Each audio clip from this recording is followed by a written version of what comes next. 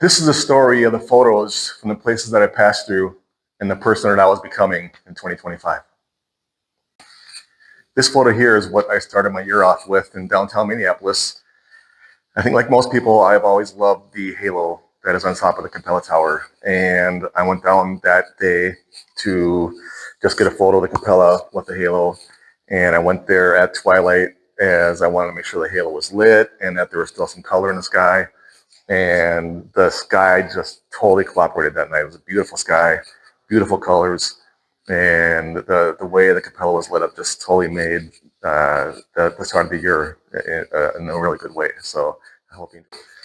So this photo here was taken in February on Rare Disease Awareness Day, and this was a day that I was contacted by one of my followers, and she asked if I knew the bridge was going to be lit up that night. So I didn't know what the plan was for that day. I hadn't looked at the calendar in a while for the Lowry, and so I went out and I took pictures. It was a gorgeous evening, gorgeous color in the sky before the night took over, and just the colors of the bridge and the colors of the sky and the colors of the city. This really popped, and it was for a really good event as far as bringing awareness to rare diseases and diseases that people have to deal with, as there isn't a lot of medical advances in those realms yet. So but yeah, it was a very colorful night. I enjoyed taking the photos, and I'm very thankful that I was made aware of why the bridge was lit up that night. So that was a good night. I captured this photo on St. Patrick's Day. And as much as purple is my favorite color, and as much as I love photographing the city when it's lit up in purple, it looks pretty dang amazing in green. So I was at Ridgeway Parkway Park, which really long name for a park, but that's what it's named. And that's where I got this view of the skyline. Used my long lens because it is quite a distance between the park and the skyline. So zoomed in on it, got it nice and close. There are times when I'm at that park where I go wide and I get the entire city from the Lebanon River and the stadium all the way over to the far western side of the skyline. But this night I wanted to get in nice and close and capture all the green from St. Patrick's Day. So the city just really pops in green and kind of goes along with the Emerald City, which I know Seattle has. But there are a number of people who kind of consider Minneapolis to be Oz-like in appearance. So yeah, that's always a fun night going on in St. Patrick's. For this photo, I went down specifically to photo the Fauché Tower and the W Hotel and everything that's on that colorful corner of downtown. And of course, as I was there, I wasn't just going to photograph the Fauché Tower, and I looked around and did other shots, and this one was just looking right down Marquette. Wanted to make sure I get the Wells Fargo in there and everything as the star of the show. And it was just such a colorful, moving scene and everything, and I really couldn't resist taking this photo and just trying to capture the way the Wells Fargo lights up the entire city and makes the city so vibrant and colorful. So that was a very fun night being down there, taking all these photos that I got. Now, this photo was the reason that I went down to downtown Minneapolis that night. I wanted to get a photo of the Fauché Tower when I was right up close to it. I have so many photos of it being part of the skyline. I really didn't have any photos that were just of the Fauché. So that was my goal that night. Went down there. It was fairly cool, late winter night, and it was just beautiful though. It was a nice, calm evening. Great colors in the sky. The buildings were all nice and colorful. I didn't know I was going to get the green and the pink down in the lower levels of the building, and that just added to the vibrancy of the scene. So it was a great night. Had a lot of fun taking this picture, and that I'm very proud of the way it turned out. So I have photographed the Kirby Puckett statue in the past, but it had been a number of years since I photographed it and any of the other statues that are in the area. And I made one giant mistake the day I went down here and captured this, and I didn't look at the schedule. The Twins were playing. That stadium was packed. There's people walking everywhere, and I was like, "Oops, that's not normally when I try to go down there to get pictures. I like it being empty and having the place to myself." But it was early in the season, that the sun was getting close to sunset. It was casting some pretty cool looking light in the background, and I just kind of loved how I can get kind of a silhouette of Kirby and his famous pose that he had there after hitting that home run. So, um, yeah, this is a fun photo to take, and it's a little bit different than the other twos because those are a little more vibrant and colorful, but this one just has a nice glow about it, and the sunlight, and and I think I captured Kirby's emotion a little better in this one than I did my other two. So this is a fun one. The day I took this photo, there was a pretty violent storm that was heading towards Minneapolis, and I had some ideas in my head of what I wanted to try to do with that storm. Maybe try to get out ahead of it and get the shelf cloud in the front of it, or figure out maybe get in the backside of it and maybe get some rainbows. But as it approached, the storm ended up splitting in two, and part of it was heading south of the city and part was heading north of the city. So at that point, I realized I can get to one of the bridges that crosses the river and get photographs of the storm passing south of the city. And my hope was to capture the violence of the storm as far as lightning and all that stuff. And what I ended up seeing in the first half, the clouds were kind of obliterated by all the rain that was falling out of it, and all I could see was the rain, which doesn't make that good of a photo. There's not much contour or detail in the sky. But as the cloud was getting to the back end of it, as it was way off to the right, there was a ton of lightning. As it got right in frame, there's no lightning, whatever. But you can see some of the violence in that cloud and all the different shapes and forms and everything that the backside of that storm cloud had. And it just made for just a wicked photo with the Minneapolis skyline in the lower part, and that violent looking cloud in the background. And so I'm glad I went out there and was able to get a series of photos besides this one. And the only issue that I had is, I was dry the entire time I was there until I was like, okay, it's time to go. And I grabbed my camera, my tripod, and started getting rained on. But I think it was worth it. The night that I captured this photo at Pede Makaska made me realize something. I really done a horrible job of getting photos of our chain of lakes. And so on this night, I started that. And it was an idea that popped in my head while I was taking these photos. But I've enjoyed the lakes my whole life, and going there, seeing friends walking around the lakes, being on the lakes, playing volleyball by the lakes. So it's been a favorite place of mine to go for my whole life. And I just didn't do a very good job of getting there and taking photographs. So this night was the start of the change to that. And I started finally getting some photos. This was a nice, vibrant orange sunset that just, the lake and the sky and everything just turned orange from the sunset. So it was kind of cool seeing that. And I just wanted to make sure I captured the sailboats and the sunset. And I got there a little bit late. I was hoping some of the sunsets were still active and coming back in. And they were as I was walking there, but they were already, back in their spaces and sails down and everything by the time I got set up to take pictures. But yeah, it was fun finally getting our city of lakes. So I call this image Hope and Fury. And it was one of my goals last summer to photograph a rainbow above the city. And this storm, I had just arrived home and I saw the rainbow. And I knew that my time was short. So I quickly ran in, grabbed my gear, and I had to drive for about 6-7 minutes to get to the spot where I took this photo from. And the entire drive, I was just giddy. The rainbow was just bright and vibrant and colorful and looked so amazing. And by the time I got to the spot, right before, I noticed it was starting to fade a little bit already. So I missed the peak of it. And by the time I got off the freeway and got to the spot where I can get this picture, it faded even a little more. So I missed the vibrancy of the rainbow, but it's still, I love the way you can still see the rainbow. And the clouds are kind of following the arch down the other way, and you got the city down below it. So it worked out really well. Of course, would have loved to see a little more vibrancy, but that's okay. I'll try that this summer. So that's what I got. I have always wanted to photograph the crescent moon above Minneapolis skyline. I've taken many photos of the full moon, which are always really fun, but I just never had the right timing to capture the crescent moon as it was above the city.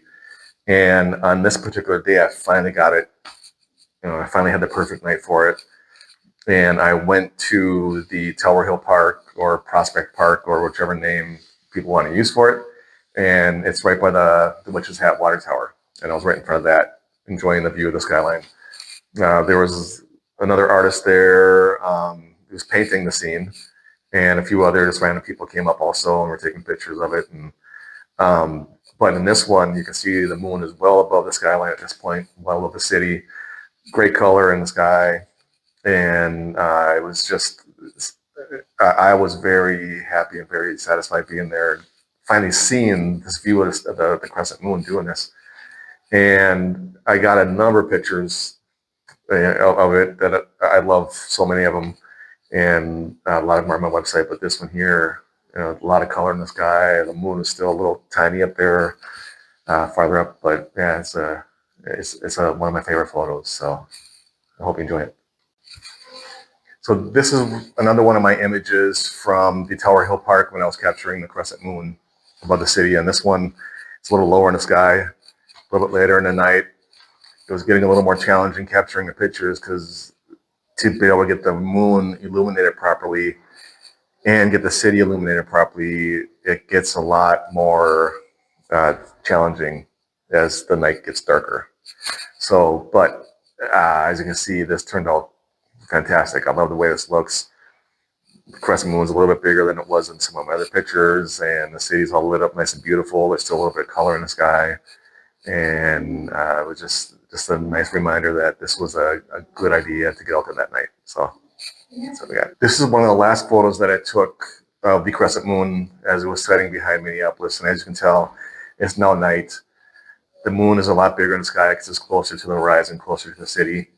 And this was a tough one to figure out how to capture properly because, again, the moon is so bright, and to capture it properly, you have to use a faster shutter, which means the city isn't going to be illuminated properly. But I worked at it and found a happy medium and made it work. And now I have a picture of the crescent moon sitting right behind the skyline.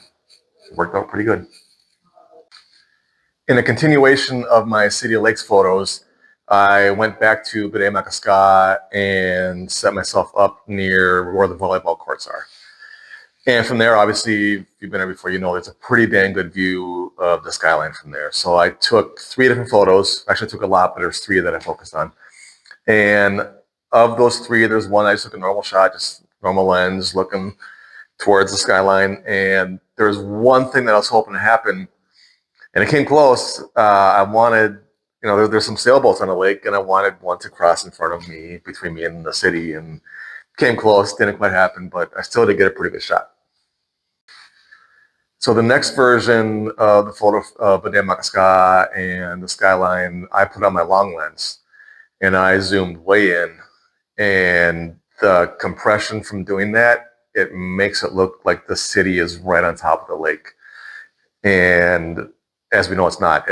There's a decent distance between the downtown skyline and the lake, but the compression that the long lens gives you really makes this image have just a closeness, like everything is close together, and we have a nice close-knit community there. So this is my favorite of them, but it's just the look of how close the skyline dominates the lake there. I love that view. And the third version of this image is a wider shot. So I went all the way back with my lens and just got a wider view, capturing more of the lake, capturing more of the skyline wider out. And again, I was hoping for some sailboats to cooperate, and they came close. They came closer in this one, but again, it was just such a nice summer day, beautiful sky, beautiful weather.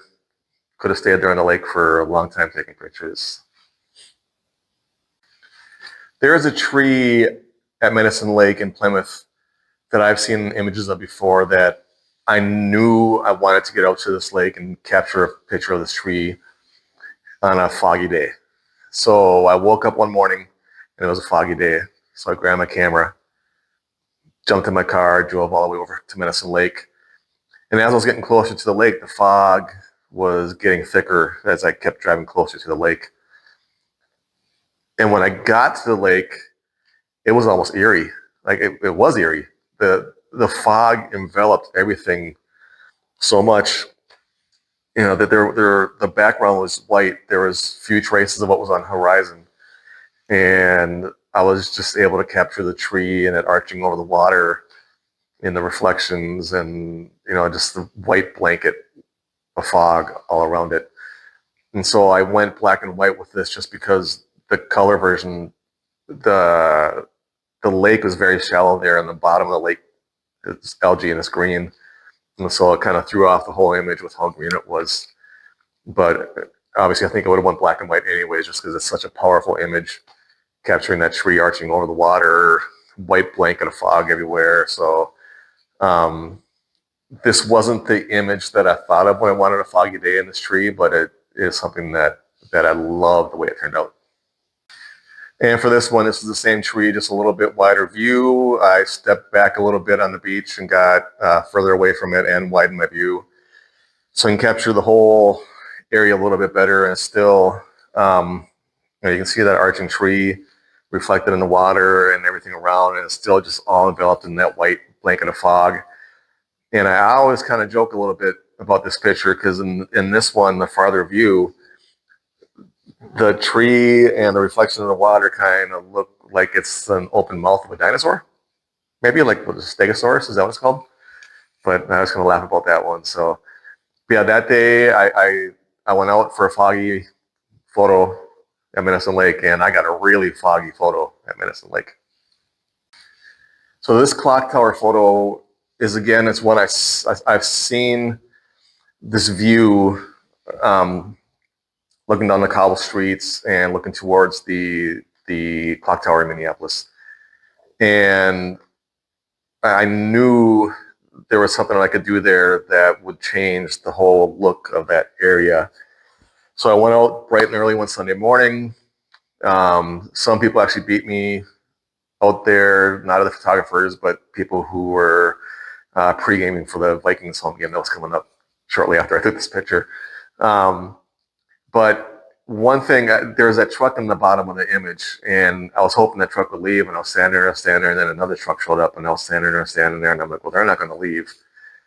So I may as well capture some photos. And just the golden light that I got that morning, it's never guaranteed, but it worked out that day. And just, there's that balcony up high that has the string lights on it, and obviously the clock tower is it's such a cool looking building. And I think it all just kind of pulled together really well. And after taking this one, there's another truck that came up behind me. And so I was like, all right, like this is probably it for me. So I grabbed my gear and threw it in my car, and that truck went past me and then put road closed signs out right in front of where we're standing. So that definitely was the end of my day for this shot, but I got it. So this next image is one that I captured while at Jay Cooke State Park. And I make an annual trek up there in the fall. I love that park. And in the fall, it's just spectacular. It's my favorite state park. And I love going up there in the fall. So on this morning, as I was driving up there, as I was getting closer, I started noticing small patches of fog, which I thought would be cool. And the fog, that means the river's going to be calm. It's going to be fall colors. I'll take it. And I drove past the main entrance to where the bridge is, the main bridge that we all love, the swinging bridge. And there's a spot that I can go in that's on the far other side of the park. And when I was getting closer to that area, that fog just kept getting thicker and thicker. And when I got to the spot that I wanted to shoot from, I couldn't see 5 feet in front of my face. It was white. Everything was just white. And I could have left. I could have gone back to where there was less fog, but I just stayed. I knew the fog was going to lift. And the reason I got there as early as I did is I knew the wind was coming later in the morning. So I knew that was going to clear it up anyways, but then the wind would take away the reflections of the water. So slowly and slowly the fog did start breaking up. And in this image, you can see all the closer trees, nice fall colors, nice reflection of water below it. And right behind that, off in the distance a little bit, you can see the edge of the river and a little bit of the fall colors, but you can just really see the outline of the riverbank. So this one, hauntingly beautiful image, and I'm so glad I waited for it.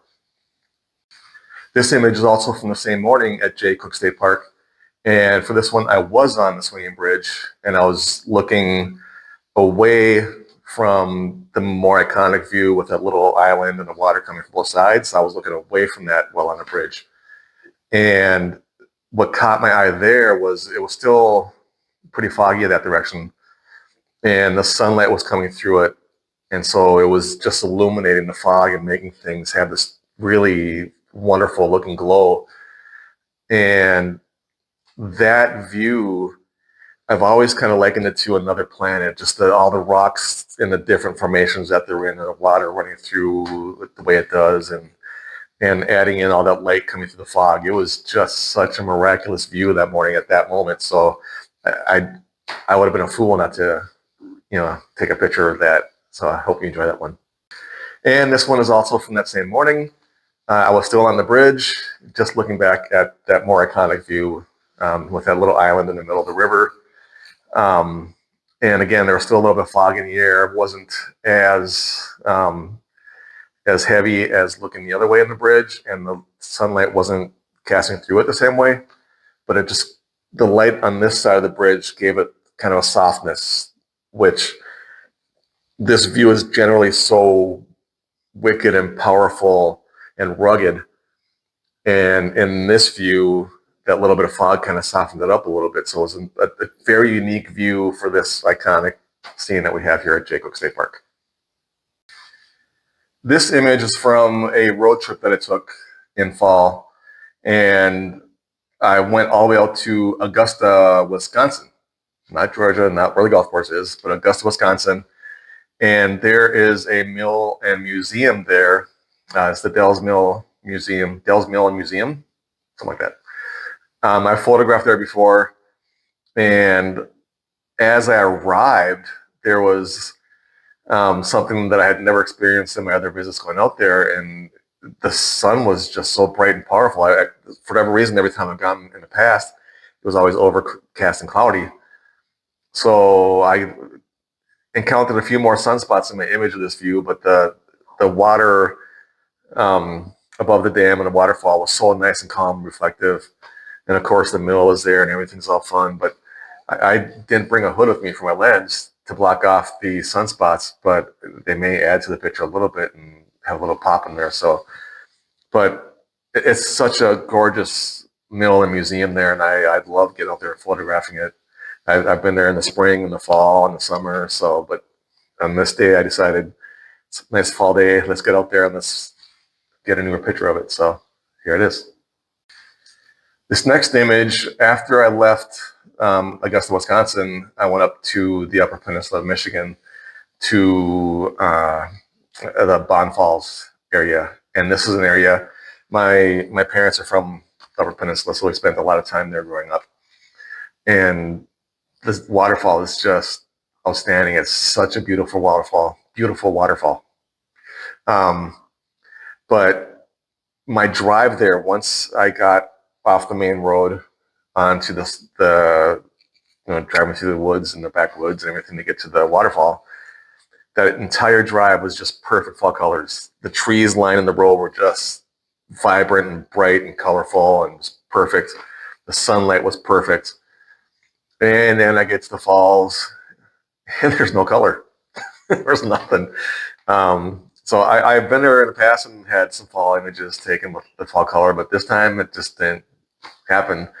And when you're 5 hours away, it's something you can't really plan on. You don't know how the trees are going to look anyways, but it's still a beautiful waterfall. Weird word. And I just love visiting there. I spent time there growing up, and I'm happy to make that 5 hour drive anytime to see and photograph this waterfall. So Lowry Bridge is something when that bridge first opened after it was rebuilt. with that nice lit up arch. It took me like 3-4 years to find a good spot to photograph it from. And I finally found it, and this was, I think, back in 2016. I got a pretty good picture with the bridge lit up in blue, like you see in this image here. But that was 10 years ago now. So this past October, I think it was October, I went back out again one night where I was looking at that older picture, and I was like, I can do so much better right now. And I saw that it was a nice calm night. There wasn't much wind, so that meant the river would be calm. I just booked it over there, and it's not that far away from my house. So I went down, and I believe that this version is so much better than my previous version that was also kind of popular. But this bridge, the different colors that it gives off, the different colors that it uses for different holidays and different events, this blue is what it is normally lit up in. And just being able to capture that original view again, nice, perfect reflections, the skyline lit up behind it. It's just that this is such a beautiful view of the city. So I hope you enjoy it. So I jumped over to St. Paul for this image, a nice, beautiful fall day in St. Paul. And I was down by the river where I was able to get some of that fall color with the St. Paul skyline in the background. And I was kind of amazed that when I got there, it was busy. There's so many different events going on, people doing different things all the way around the park, and people on the trails. And you know, it's great to see so many people out enjoying the beautiful weather. And I was just out there trying to capture some pictures of how beautiful it was with the fall colors in the skyline. So it turned out so good. And this is another image from Stillwater where I captured their Christmas tree in their area right between the lift bridge and their main street that runs through town. So it was a nice, colorful tree, lots of other decorations in the area.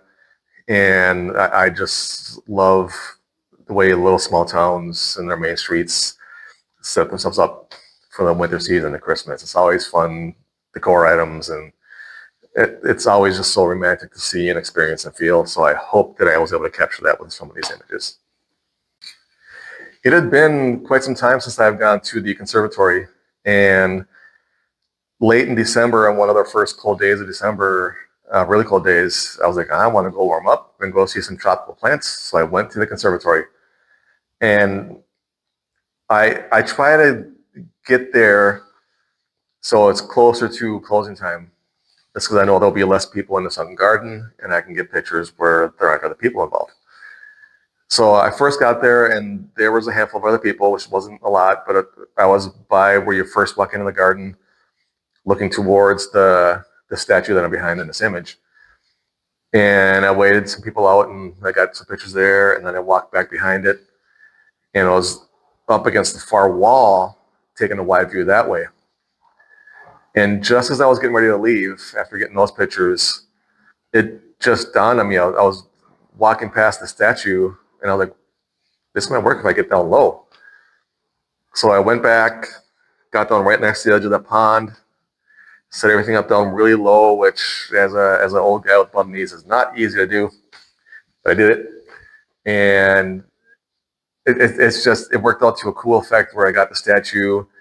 There was some of the late afternoon sunlight coming in because it is December and the sun sets early at that time of year. So just that golden light coming into the sunken garden and the statue and the water and all the holiday flowers, it turned out just absolutely perfect.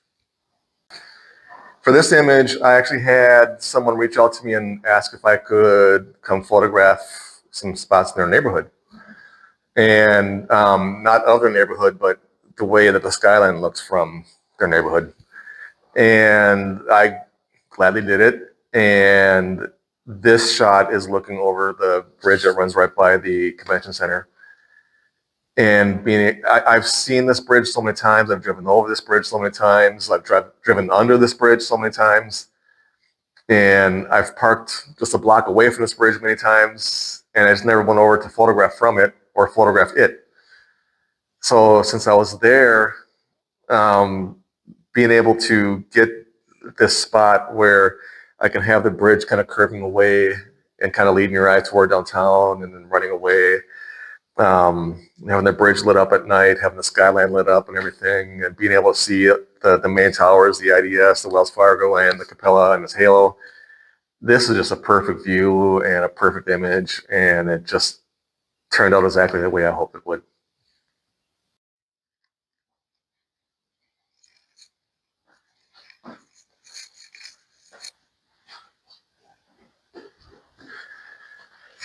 So when I look back on 2025, I can see that it wasn't always easy.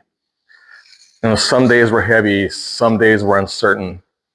But when I grabbed my camera and went out, I realized there's one thing that I always found, and that was light. I saw light in the skyline, in the river, in the quiet corners of the city. And one thing that I learned from that is even when things aren't exactly the way we want them to be, when I go out with my camera, I'm still searching for that beauty, and I'm searching for that light. And that is what I'm going to continue to do in 2026. So I hope you enjoyed this, and thank you for watching.